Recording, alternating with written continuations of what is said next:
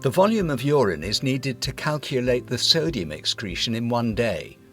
This volume is determined by measuring the weight of the full urine bottles. The urine bottles can be weighed on a calibrated kitchen scale. This scale can measure the weight to an accuracy of 1 gram. This scale must be able to measure at least up to 5 kilograms. The bucket and stirrer are needed to mix the urine.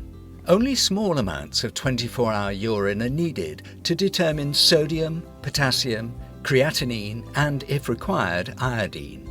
These small samples are stored in test tubes.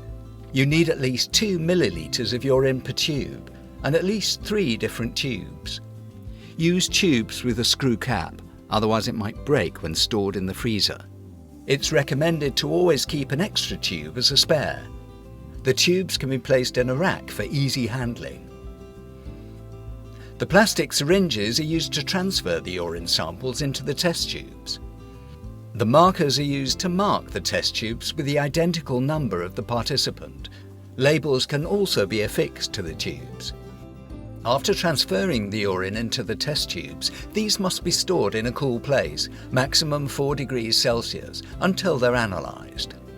To this end, the test tubes can be stored in a storage box. This storage box must be suitable for cooling with 4 degrees Celsius iced cold elements. The samples can be stored this way for 14 days.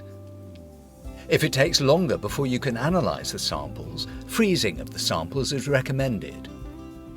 To work hygienically and to protect the researcher from the urine, disposable gloves and a protective apron or lab coat are worn. Whenever possible, goggles should be worn to avoid urine splashing inadvertently into eyes.